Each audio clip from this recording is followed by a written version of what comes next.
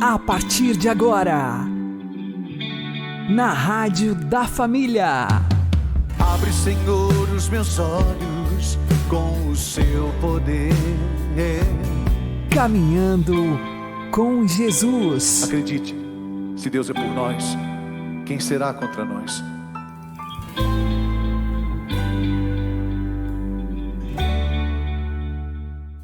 A paz esteja com você, meu querido irmão e minha querida irmã.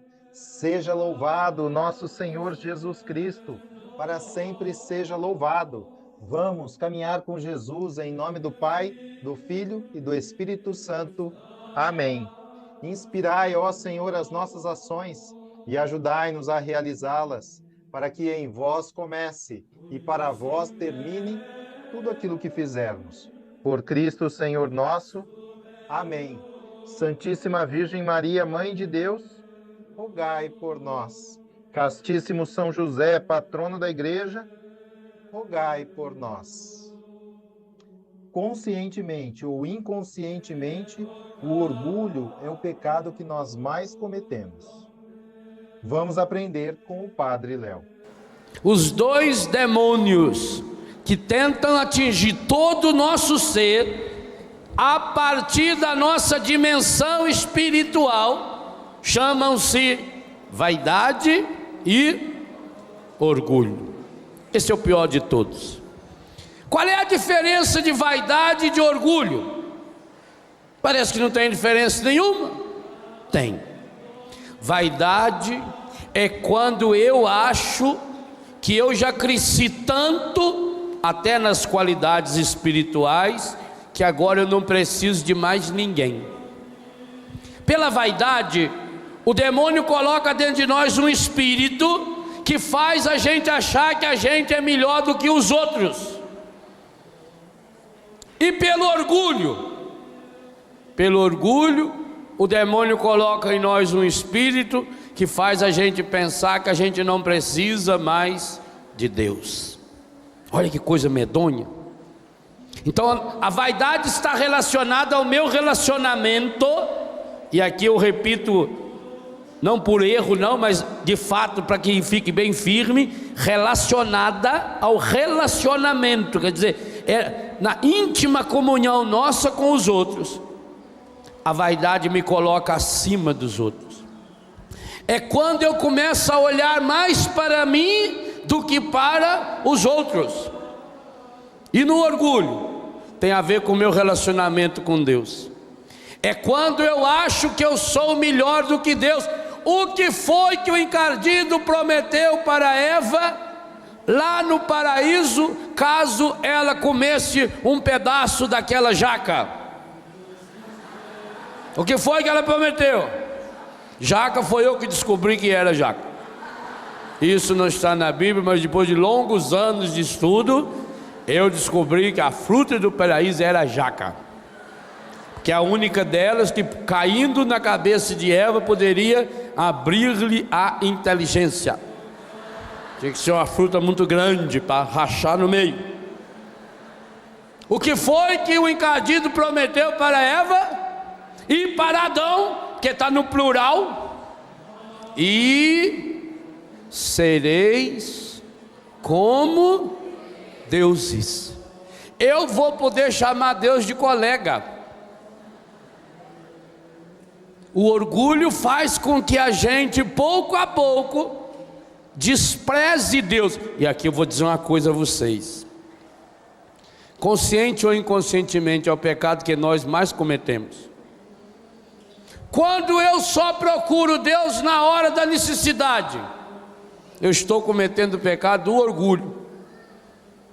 Eu vou à missa aos domingos, participo da igreja aos domingos, só que segunda-feira eu vivo a minha vida do meu jeito. É como se eu dissesse para Deus: eu não preciso de você. Quando a gente era moleque, existia roupa de missa. O pessoal mais velho aí tinha roupa de missa. Primeiro porque a gente tinha pouca roupa, né? Às vezes tinha dois irmãos na mesma casa, um ia à missa cedo, outro de noite, porque tinha que usar a mesma roupa, o mesmo sapato, a botina, só tinha uma botina para 4 filhos. Você alugava a botina do irmão. Vai namorar, precisa de uma botina nova, não tem, aluga. Então tinha roupa de missa. Os homens tinham paletó, né? Só para ir na missa. Homem usava paletó para ir na missa ou fazer exame de fezes, só. Que é para levar a latinha dentro do bolso, põe ali, né? Quando você via um na rua de paletó, sabe, já está indo lá fazer exame. Então, roupa de missa. Chegava em casa, eu tirava a roupa, guardava a minha roupa e também guardava a minha fé. Quantos de nós hoje vivemos como se Deus não existisse? Então nós precisamos, meus irmãos, de um discernimento espiritual profundo, porque esses dois demônios, eles trabalham em nós a partir de coisas boas. Quer ver um discurso que muitos fazem? Inspirado não, pirado sem o ins, pelo encardido? Porque eu faço tanto, eu ajudo tanto, eu trabalho tanto. Será que nessa casa só eu que vejo as coisas? O encardido, ele vive com um espelho. O espelho não deixa você ver o que está do outro lado. O espelho faz você ver você mesmo, e deformado do jeito que o encardido quer. Então a pessoa vai se achando o máximo. A pessoa vai se achando o ser mais importante da terra. Como o menininho que falou para o pai dele: penso que o senhor não terá a mesma alegria que eu tenho. Por quê, meu filho? O senhor jamais poderá dizer como eu, o filho que eu sou pelo senhor. Uma modéstia, uma humildade. Quantas vezes você se acha o ser mais importante do planeta? Quantas vezes você se acha a pessoa mais importante desse mundo? E por isso, quando alguém fala de você, qualquer coisinha, a pessoa já está lá no fundo do poço. Eu já disse não sei quantas vezes isso. Quando a gente fica triste porque alguém falou da gente, a gente fica triste porque aquilo que a pessoa falou é verdade. Se for mentira, ó.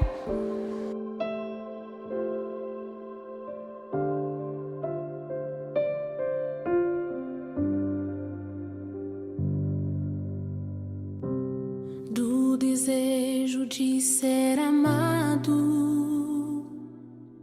estimado, procurado, livra-me, Senhor, do desejo de ser honrado, preferido e louvado, livra-me, Senhor, do desejo de ser aceito, aprovado e adulado, livra-me, Senhor.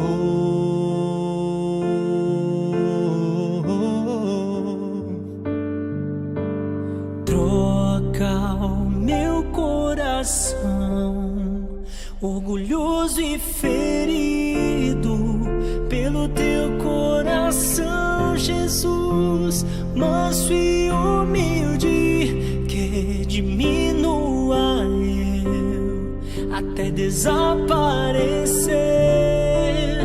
que cresça a tua graça que reina em mim, Jesus, reina em mim, Jesus, reina em mim, Jesus, reina em mim.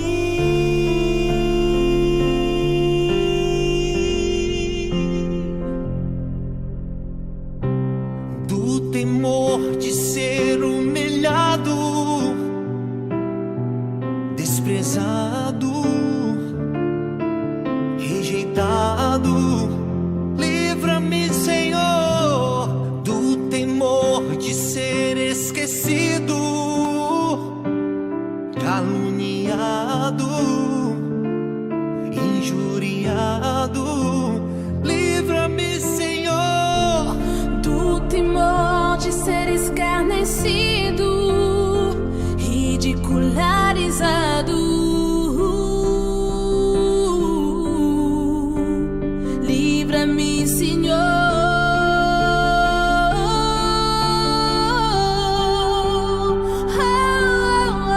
Troca o meu coração, orgulhoso e ferido, pelo teu coração, Jesus, manso e humilde, que diminua eu até desaparecer, que cresça a tua graça que reina em mim, Jesus, reina em mim, Jesus, reina em mim, Jesus, reina em mim, Jesus.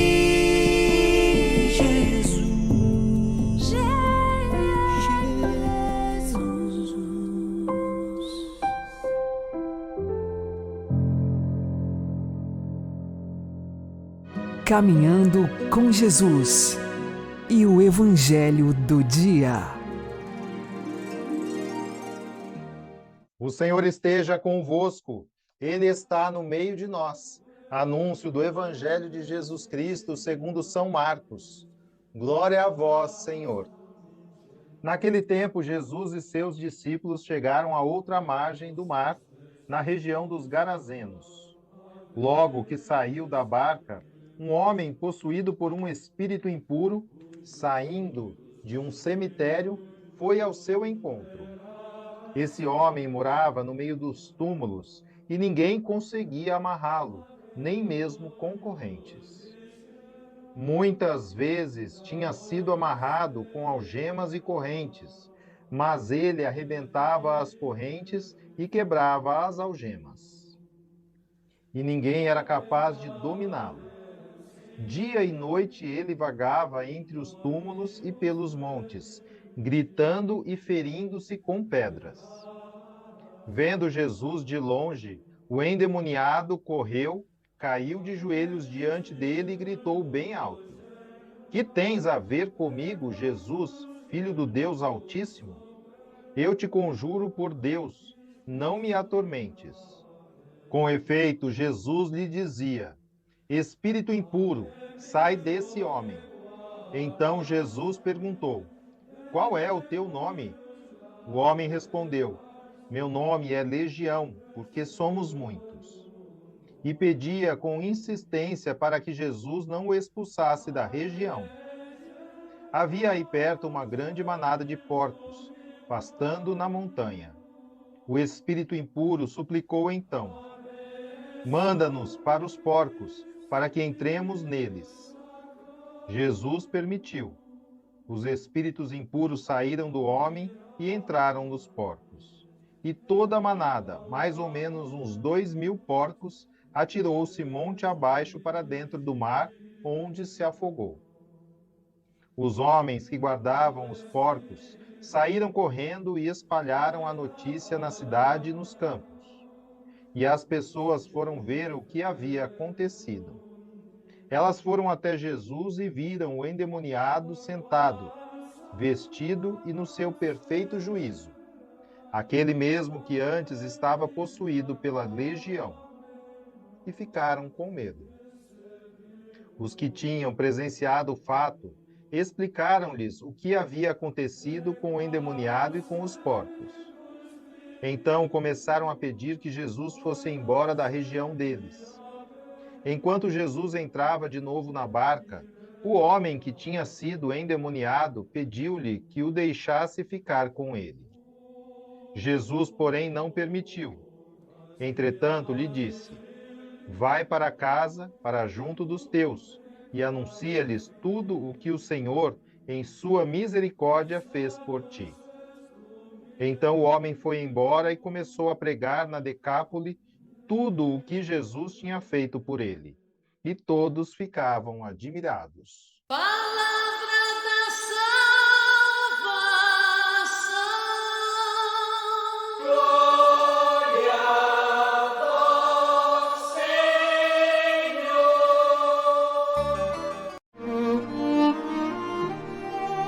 Agora, a homilia diária com o Padre Paulo Ricardo.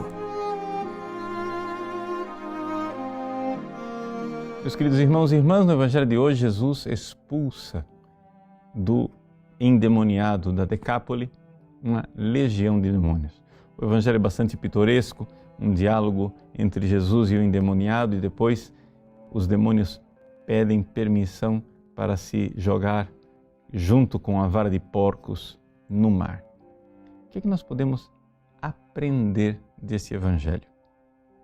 Bom, em primeiro lugar, a gente precisa entender o seguinte: se existem demônios neste mundo, é porque existe um decreto divino que permite que eles estejam aqui neste mundo. Veja a permissão que os demônios pediram para Jesus, né? Permita que nós entremos naquela vara de porcos. Se eles pedem permissão para entrar na vara de porcos, então, para estar neste mundo, é que eles precisam mesmo de permissão. Mas existe um decreto divino que permite que eles estejam aqui para nos tentar, para nos provar. Isso pode parecer para algumas pessoas uma realidade bastante estranha, que não parece estar em sintonia com um Deus de bondade. Como é que um Deus de bondade permite que demônios nos tentem? E, no entanto, foi isso que Jesus nos ensinou. Jesus, ao nos ensinar a rezar o Pai Nosso, Ele não disse assim que nós não tenhamos mais nunca tentações. O que Ele nos ensinou a rezar e a dizer foi que não caiamos em tentação.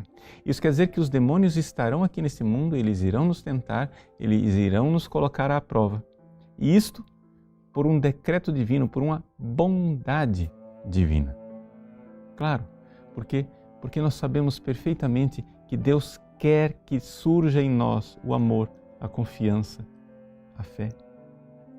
E aqui é que nós vemos onde está a encruzilhada, nossa decisão. Nós temos que nos decidir.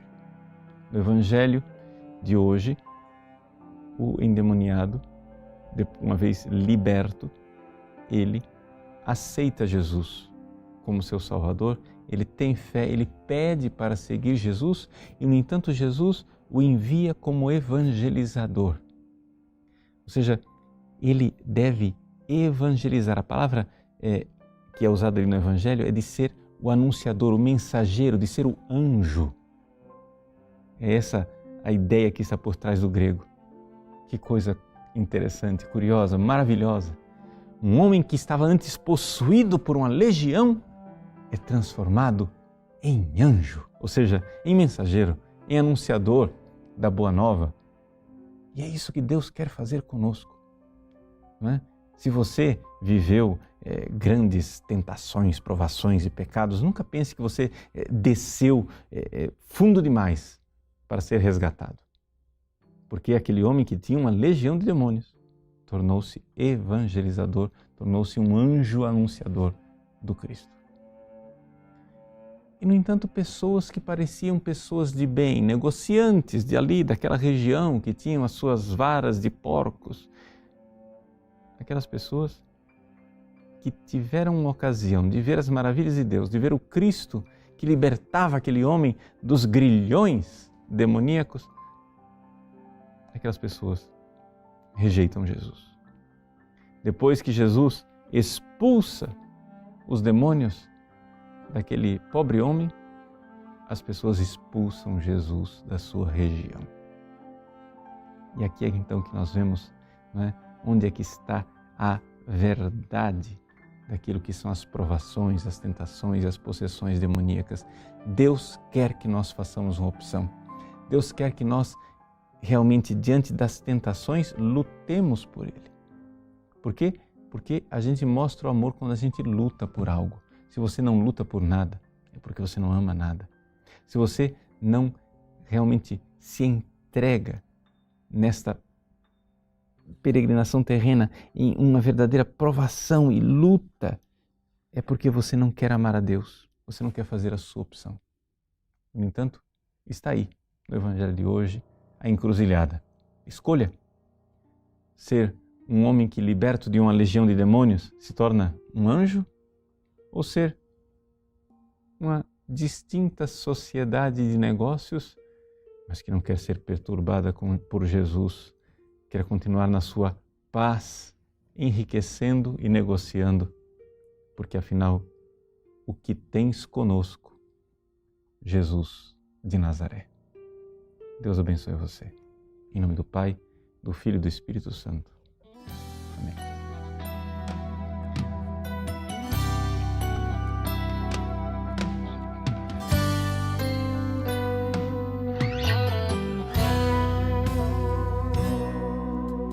Sei, não posso desistir. Pra frente eu devo andar, retroceder jamais. Minha mão no arado está, pro céu eu vou olhar. O Santo Espírito me ajuda a caminhar. Pode o choro durar a noite inteira, mas a alegria logo vem pela manhã. Tenho certeza, em minha vida, no comando Deus está. No comando Deus está, conduzindo a minha vida. Se o meu barco encontrar tempestade em alto mar, sei que não vou naufragar. No comando Deus está, conduzindo a minha vida. Meu sustento é o amor, corpo e sangue do Senhor. Porto seguro é o seu altar.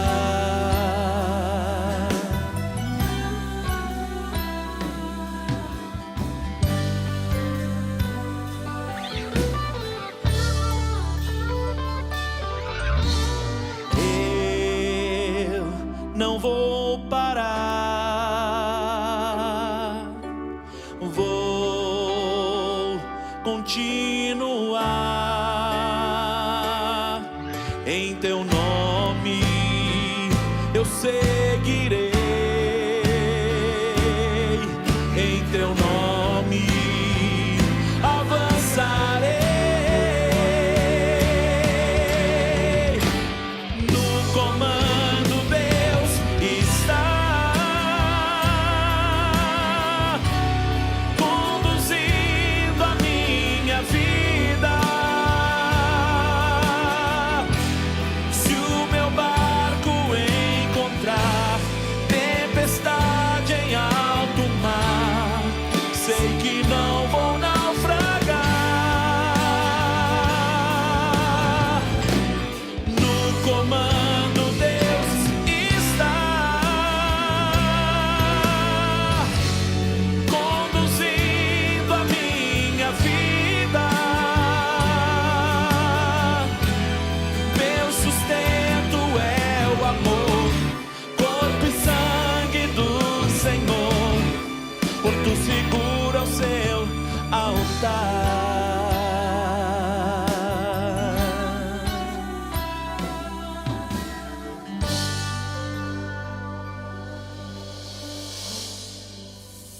Agora você ouve o Catecismo da Igreja Católica. O sacramento da ordem. Por que o nome sacramento da ordem? Números 1537 e 1538. A palavra ordem, na antiguidade romana, designava corpos constituídos no sentido civil, sobretudo o corpo dos que governavam. Ordinatio, ordenação, designa a integração num ordo, ordem. Na Igreja, há corpos constituídos que a tradição, não sem fundamento na Sagrada Escritura, chama desde os tempos primitivos de taxeis.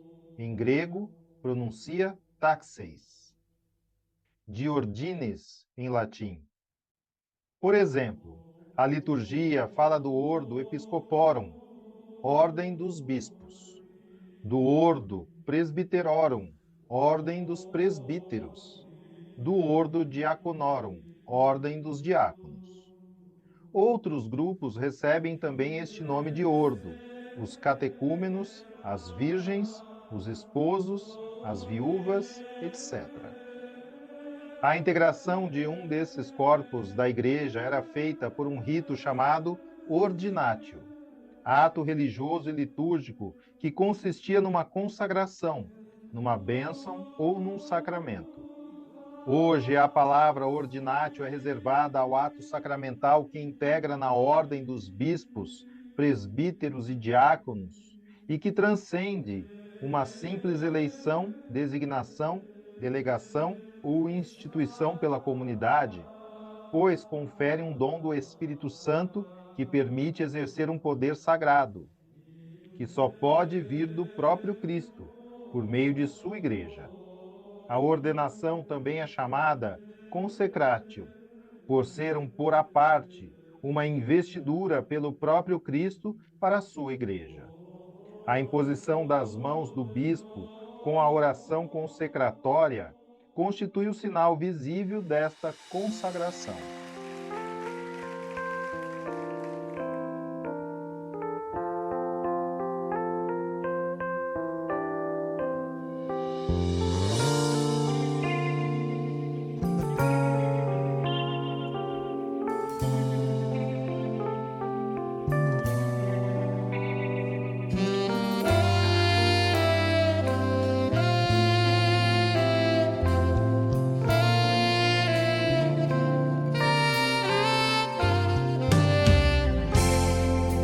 Vem o Senhor me ofertar a minha vida consagrar.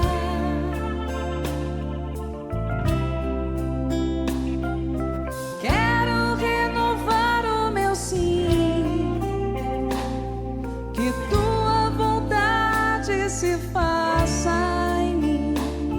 Renova, Senhor, minha vocação.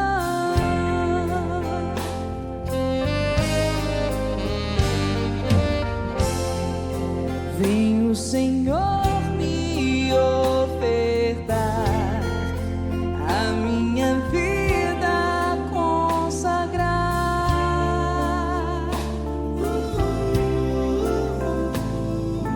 Quero renovar o meu sim,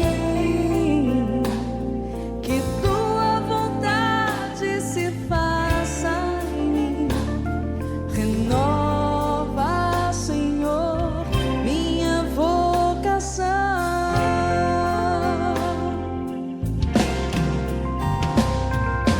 Um consagrado para amar, um consagrado para se doar, um amor que tudo suporta, um amor que não dá pra improvisar.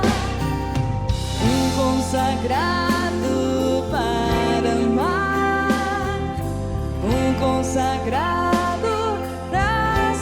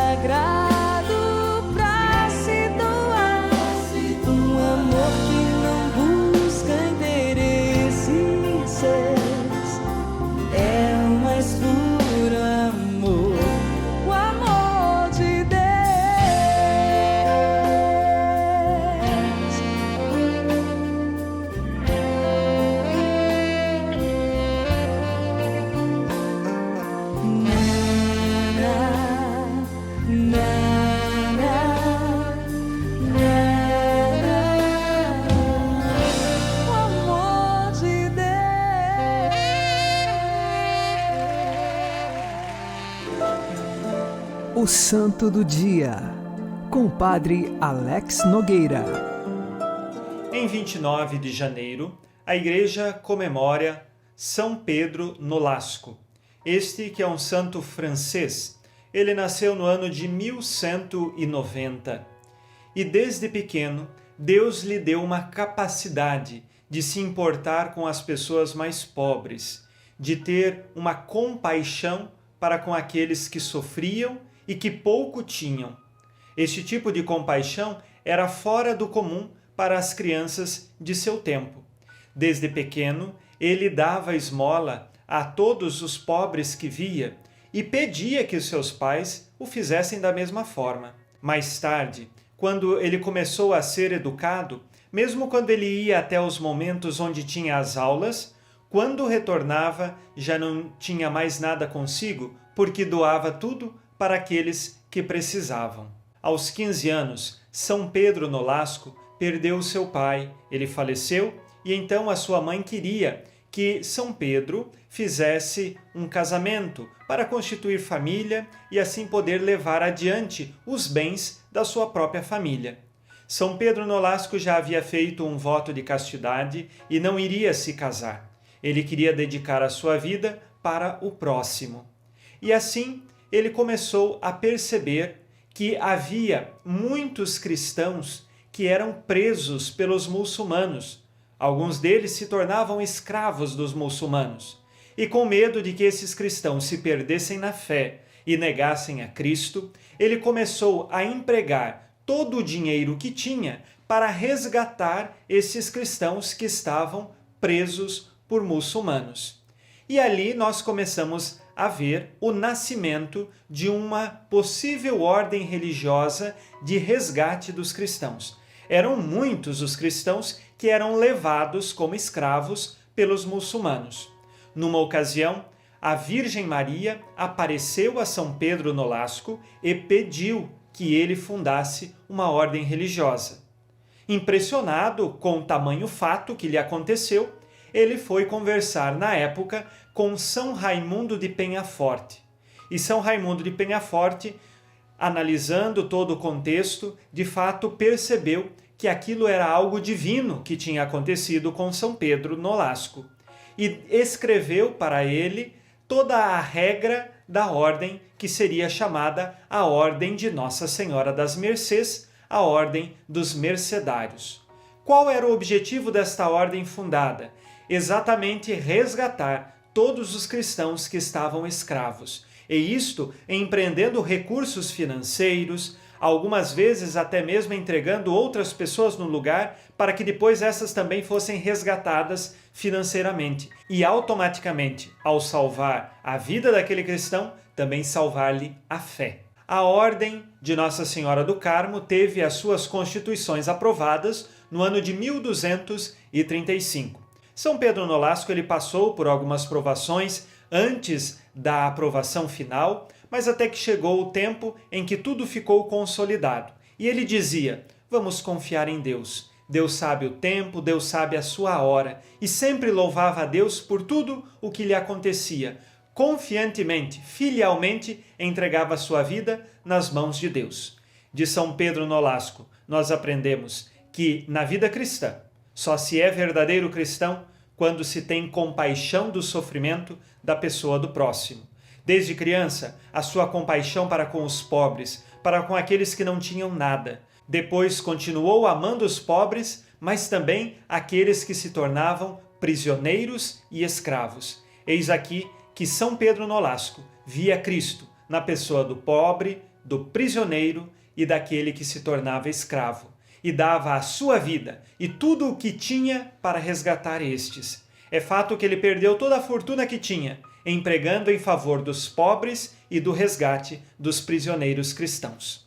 Hoje nós pedimos a sua intercessão. Ele terminou a sua vida e morreu no dia 25 de dezembro do ano de 1256. São Pedro Nolasco, rogai por nós. Abençoe-vos Deus Todo-Poderoso, Pai e Filho e Espírito Santo. Amém. Fique na paz e na alegria que vem de Jesus.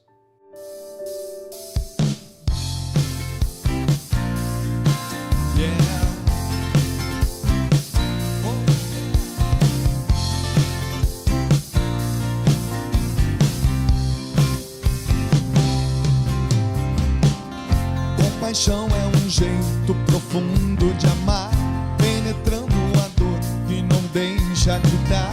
Sente tudo e nem precisa explicar. Yeah. Existe alguém que me conhece muito bem, me ouviu quando então falei sozinho. Na solidão aquela lágrima enxugou. Compaixão, alegria e salvação. Deus me conhece, irmão, vive perto do coração. Vivo o céu, porém com os pés no chão. Meu passado encontrou perdão, me mostra um caminho e me estende a mão.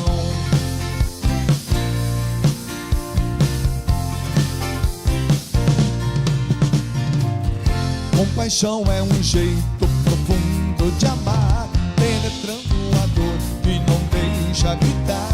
Sente tudo e não precisa explicar.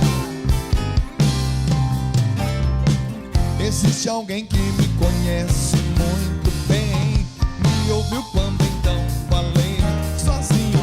Na solidão aquela lágrima enxugou. Compaixão, alegria e salvação. Deus me conhece, irmão, vive perto do coração. Vivo o céu, porém com os pés no chão. Meu passado encontrou perdão, me mostra um caminho e me estende a mão. Vivo o céu, porém com os pés no chão. Meu passado encontrou perdão, me mostra um caminho e me estende a mão.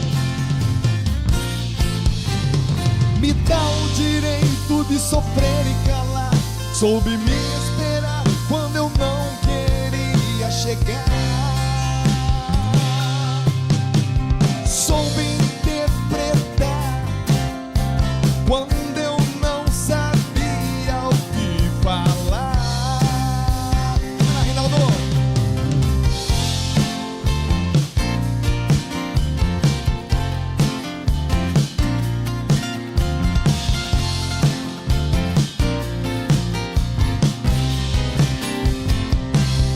Vivo o céu, porém com os pés no chão. Meu passado encontrou perdão, me mostra um caminho e me estende a mão. Vivo o céu, porém com os pés no chão. Meu passado encontrou perdão, me mostra um caminho e me estende a mão.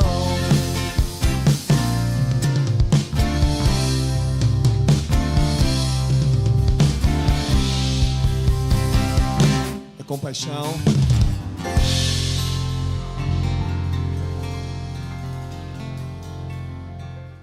Você está ouvindo na Rádio da Família, Caminhando com Jesus.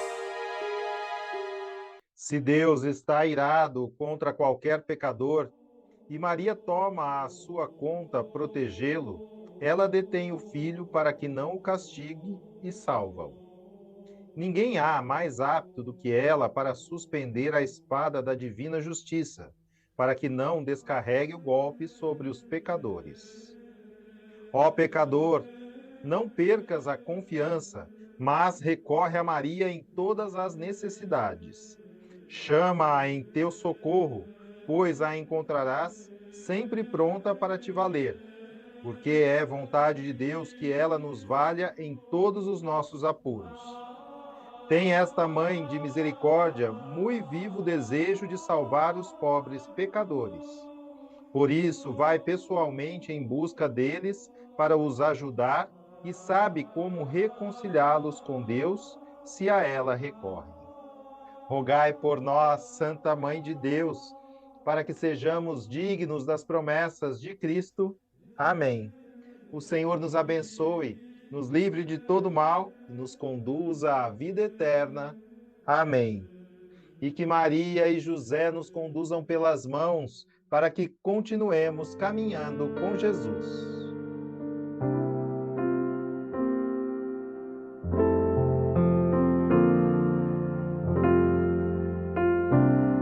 Se um dia o anjo declarou